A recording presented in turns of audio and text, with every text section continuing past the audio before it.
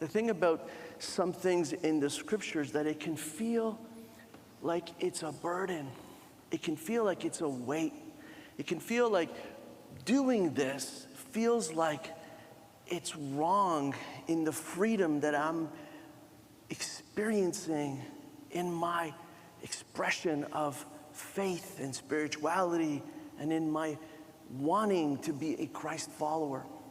But there are things that predate religion, things that are established in creation that have an importance of observance throughout our lives as followers of Jesus. I want to bring us into the Old Testament for a moment, just to remind us of a few things that are there that set the context for what we're going to look at in the person of Jesus. The first is that it's in Isaiah 58 and verse 13 and 14. And it says that, keep the Sabbath day holy. And then it tells us what that looks like. It says that we shouldn't pursue our own interests on that day, but we are to enjoy the Sabbath and speak of it with delight as the Lord's holy day. Honor the Sabbath in everything that you do that day. And don't follow your own desires or talk idly. And then the Lord will be your delight. And I will give you great honor to satisfy you with the inheritance that I have promised to your ancestor Jacob. I, the Lord, have spoken. And then in Amos chapter 8 and in verse 5 it says, you can't wait for the Sabbath day to be over and the religious festivals to end, just so you can get back to cheating the helpless. You measure out grain with dishonest measures and you cheat the buyer with dishonest scales. There were 2 times in Jesus' ministry where he had to cleanse the temple. And on those 2 occasions, he wanted it to be clear that his house was supposed to be a house of prayer. It was supposed to be a house where people's burdens were supposed to be lifted. And what people did in those days is that they made it easier for people who traveled to be able to purchase the things that they would need on that day. In honoring the Sabbath, they would have all of these things that would make it easier for them to do so. But as we found when we vacation and when we travel places, there's the price and then there's the vacationing price. The vacationing price is always higher than what it actually is and what it should be. And sometimes when you pay for something, you just kind of accept that, well, I'm on vacation, the price is going to be higher. I'm in a touristy area, so therefore I'm being gouged as a tourist. Sometimes when you are someone who speaks the language, even in a place where you are vacationing, people can still tell that you're a tourist, that you're not from there. And they will still try to do what they always would want to do, which is raise the price. Well, it wasn't any different in Jesus' time. People were raising the prices of things, and Jesus on 2 different occasions cleanses the temple. He tells people to get out and to get away because that wasn't the purpose of the Sabbath. That wasn't how he wanted his house to operate. It wasn't the way he wanted things to be. I think we can understand that. I think we respect that.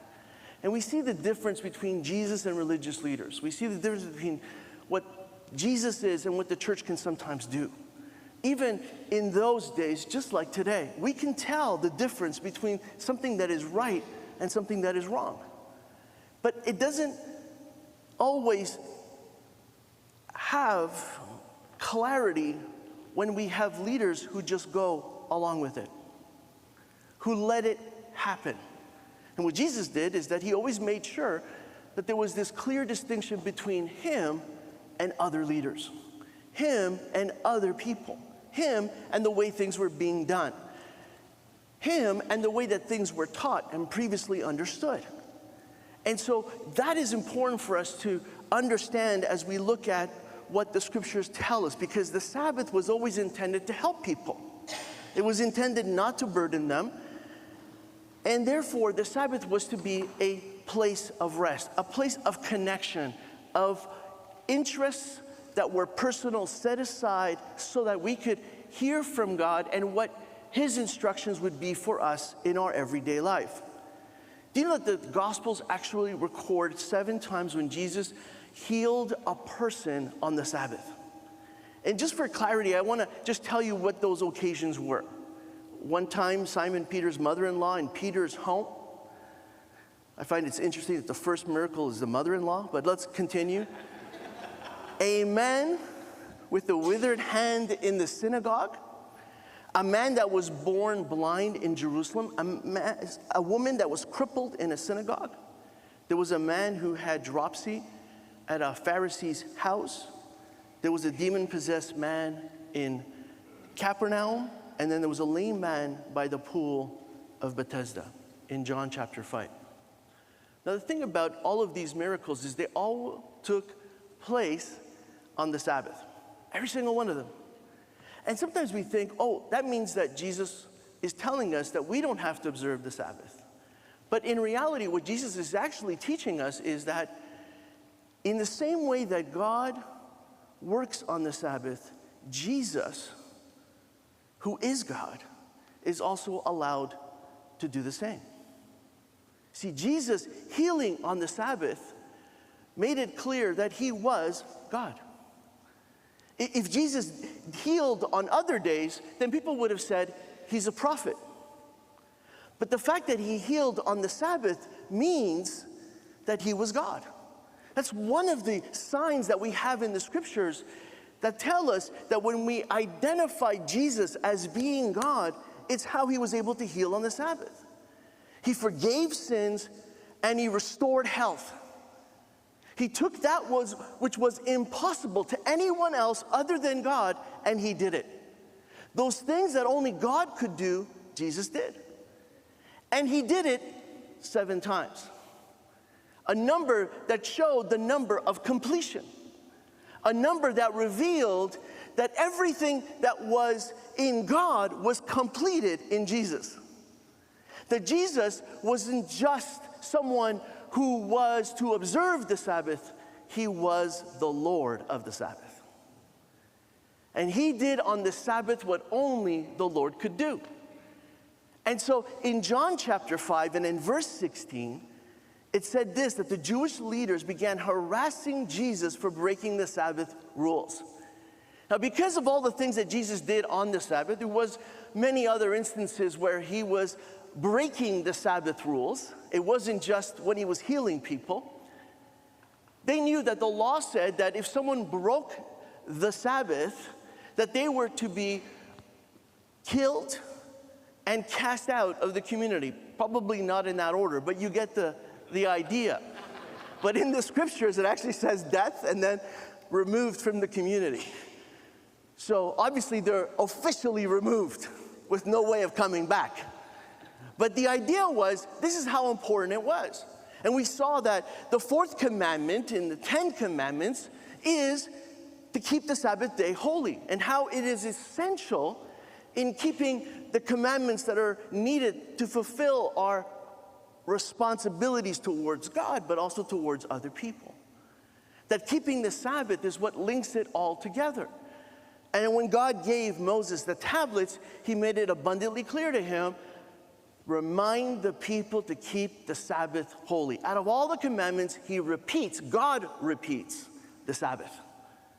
Now, if this wasn't important, then obviously we could just move past it and say we don't need to do this. But then Jesus says this in verse 17, my Father is always working, and then He says, so am I. And He makes this distinction between Himself and us. He's always working, but we shouldn't. We have to take that day of rest. And in verse 18, it says the Jewish leaders tried all the harder to find a way to kill Him, because He was not only the one who was breaking the Sabbath, but He called God His Father, therefore making Himself equal with God. And so over and over again, they were trying to kill Jesus because of how He broke the Sabbath laws. That's how important they were. But Jesus said, I'm above the rules that you have made, because I'm the one who made the rules. You wanting to fulfill this isn't the same thing as me having been the one who made them in the first place. And you finding ways to honor me isn't the same thing as me showing you what it looks like to honor him. Jesus always shows us what it looks like to honor God. And so when we're confused about this, all we have to do is look at Jesus and what he did. And when we do that, then we have a clearer understanding of what can happen. Now, in John chapter 5, we know that he heals this man who's been sick for 38 years. He's been waiting a very long time. And Jesus could have, waited the next day. He had already waited 38 years. But he chooses the Sabbath to heal him because he is the Lord of the Sabbath. And if I think back to the Garden of Eden, I remember that when Adam and Eve were sick because they had sinned, God went looking for them to restore them. And I want you to see that Jesus is always looking to restore us, and I don't think it's a coincidence that he uses the Sabbath to do so. On the day in which he had created and he had rested, in the days in which we saw that there were 6 days in which Adam worked, and on the seventh day, God would spend time with Adam that was different than all the other days. We see that Jesus is spending time with someone who is sick and has been sick for 38 years. I look at that and I say, God, where is it that I'm not honoring you so that I too can be healed by you? And I wonder, is that place maybe because I do not honor the Sabbath? The thing about Jesus is that he doesn't let the Sabbath stop him, or the fact that this man isn't practicing it, to come and to heal him. But it does teach us something about how important it is to Jesus. And in fact, in John chapter 5, we see that Jesus is the one who finds the man. The man doesn't even know who heals him. The religious leaders come to him and they say, who did this? And he's like, I don't even know. And the reason they're accusing the man is because he's carrying his mat. And they're saying, you did something that broke the Sabbath. You worked on the Sabbath. You carried your mat. He goes, look, the guy healed me. I had been sick for 38 years. He gave me one instruction. Pick up my mat and walk. Am I not going to do it? He goes, go after the person who said this. And so this is what happens. They say, who? He says, I don't know. And so then the guy says, I don't know. And because he kept saying, I don't know who it is, under their interrogation, they couldn't accuse Jesus until Jesus goes and finds the man. And it says that he found him in the temple. And when he went to the man, he said, I'm the one who healed you. So of course, the man does the only thing that he can do. Is he goes and he tells the religious leaders that it was Jesus. He just rats him out. He just received the biggest healing of his life. You think the guy would have kept his mouth shut. But he doesn't. So Jesus reveals himself and the man just says, yeah, remember me, the guy who was healed carrying my mat? Yeah, the guy who healed me is actually Jesus. They said, perfect, thank you.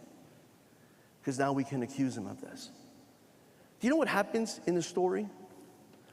Is that in verse 13 and 14, and in verse 15, we see the story unfold. And it's important because the man didn't know, because Jesus had disappeared into the crowd. But afterward, Jesus found him in the temple and he told him, now you are well.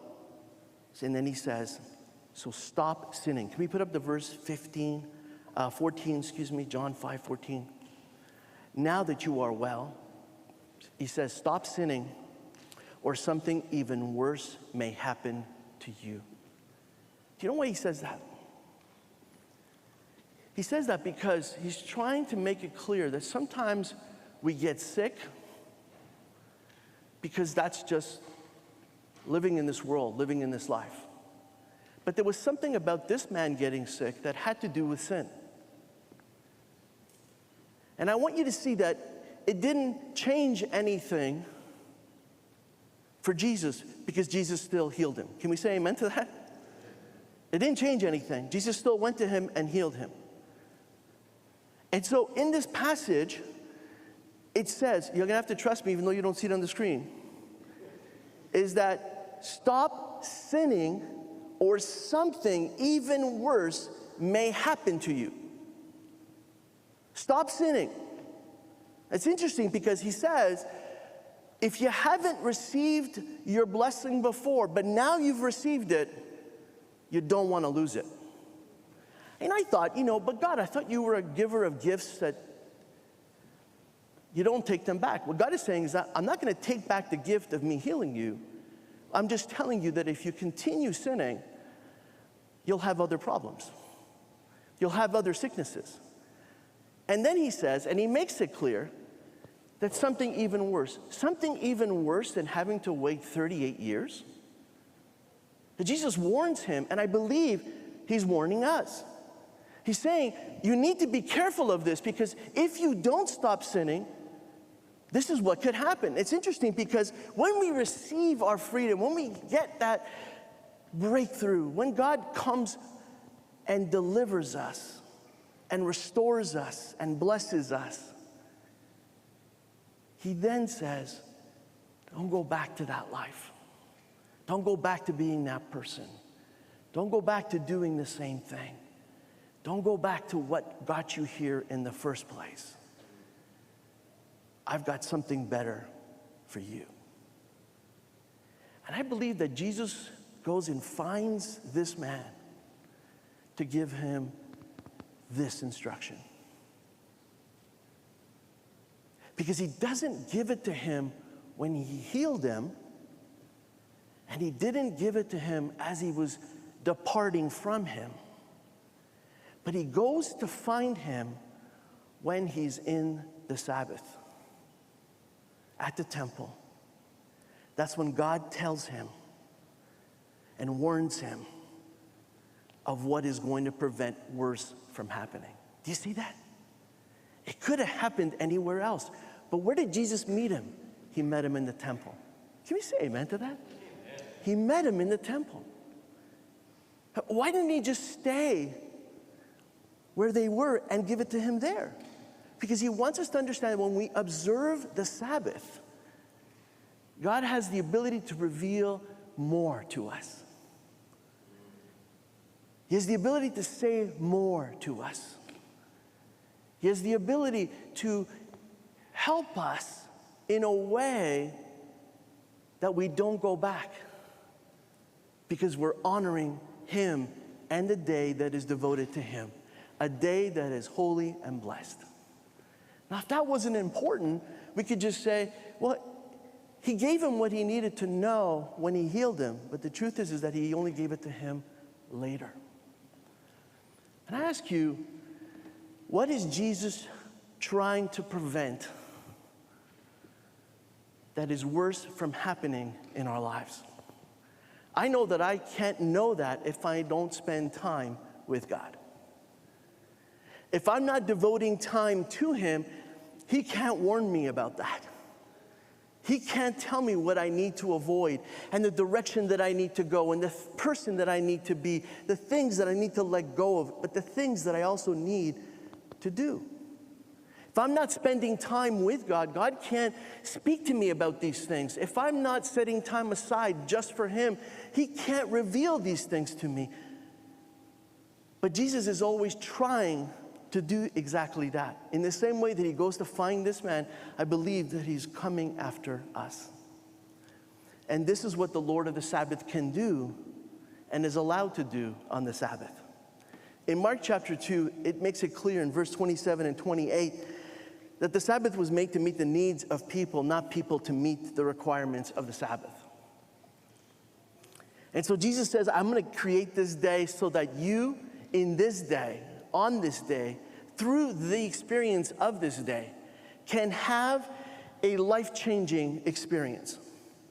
because I made you so that your needs could be met. I made you so that I would be the one to meet those needs. And as you honor me and trust me and put your faith in me, I'm going to keep showing you that on the day that you rest, I can still come through for you. I can still do the things that need to be done for you. That this is not a day where you have to labor. This is a day where you can rest. And Jesus wanted them to know this, because the man that was before them was no ordinary man. He was the Lord. And he was the Lord even over the Sabbath. I believe that Jesus can give us the rest that we need. And so today, if you're feeling tired, I can understand that. Maybe it's been a very tough week, and maybe last night was exhausting, but you came today and you find yourself maybe feeling tired even in that. And sometimes what we do in terms of trying to experience rest is we try to take things out of our lives so that we can rest.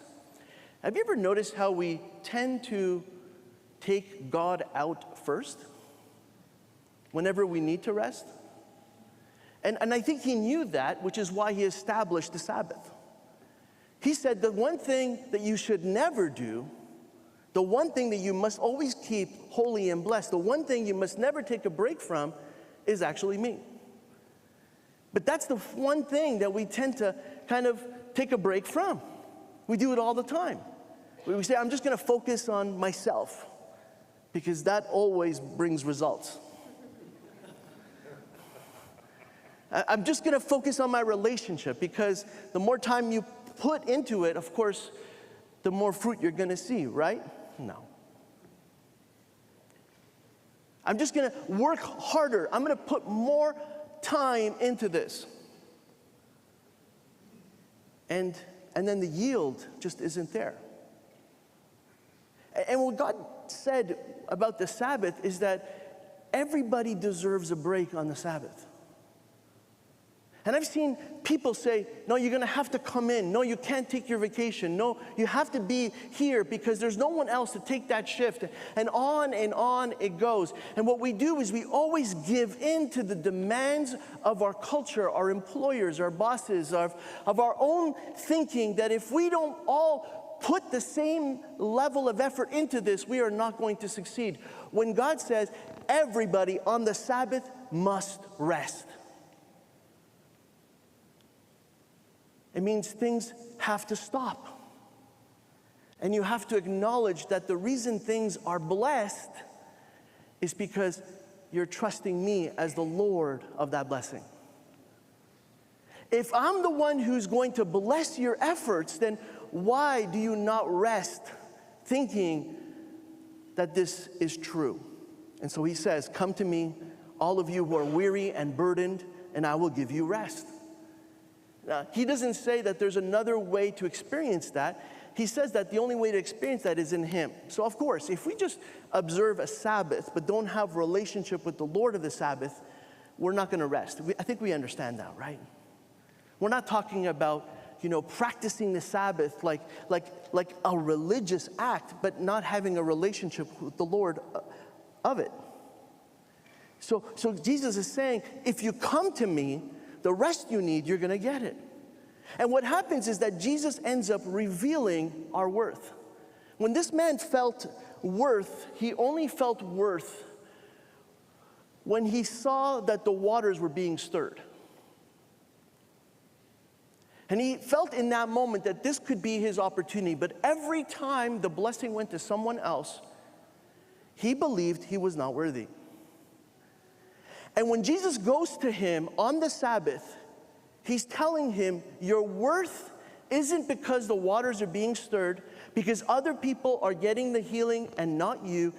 It's because I'm showing you that you have always been worthy. When we rest, Jesus reveals our true worth. It isn't when we're trying to do something and make something happen and forcing things to happen. It's when we rest in the Lord. And it shows us that we don't have to be enslaved by our expectations, nor by anyone else's. It gives us time to assess and refocus and be present so that Jesus, in the moment in which we meet with him, he actually can bring the healing that we need. Jesus can show you what you already are. He can show you what you already have. I want a more active prayer life, but I also know that if I don't set time aside for it, I'm not going to have it. I want time to read the scriptures, not to prepare messages, but just to have a source of life in my life that I know that can go into the innermost parts of my being and bring out all the things that need to change, just like all the things that need to be addressed and encouraged and built up. It's not just about how he wants to change us through conviction and through the feeling that we sometimes have, which is not of God, of condemnation, but it's how he can then convince us of our worth, not based on anything that we've done, but just on the basis that we are his sons and daughters and he wants to spend time with us. I love spending time with my kids. I know they don't always love spending time with me. Any other parent notice this? We sometimes want to have conversations with them, but they don't want to talk. Anybody else encounter that? We want them to tell us about their day and tell us about what they're going through, but they don't necessarily want to have that relationship with us. We want to walk with them, go to places with them. We want to experience life with them, but then they don't want to at some stages of their life. I believe that to be true in our relationship with God. I think God is always wanting that deep connection with us, but we're not always ready to have it. Isn't it true? And what Jesus is saying, if you start to practice the Sabbath, here's what's going to happen. You're going to want to spend more time with me, not less. You're going to get to know my heart and what it has to reveal. And you're going to see the benefits of being with me. And kids, if you spend more time with your parents, they pay for things.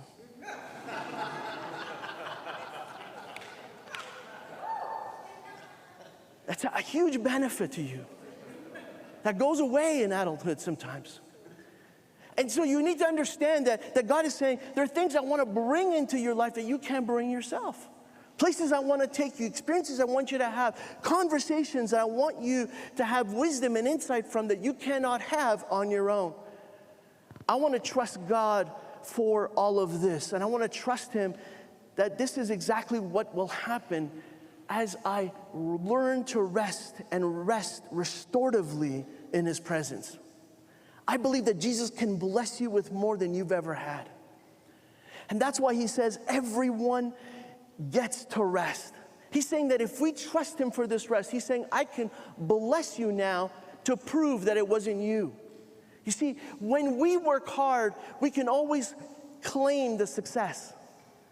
We can always lift up our efforts. We can always go back to the moment where we did more than everyone else. We can always point to the place and the time where we did more, and as a result of us doing more and us not resting when everyone else was resting, that the glory can come to us. But when we rest, the glory can only go to the Lord. You can only point to him and say, this didn't come because I did this. It came because God blessed me. Because God loves me. Because he did something that I could never do on my own. That even in my strongest moments, let alone my weakest, but in the moments in when I gave my best effort, I can still see how God, every time I took my rest, he was there for me. And he brought me to this level. He brought me to these heights. He honored me and elevated me. He brought things into my life that I could never have brought myself. I know that all of these opportunities, all of these blessings, all of these things came because I took my day of rest.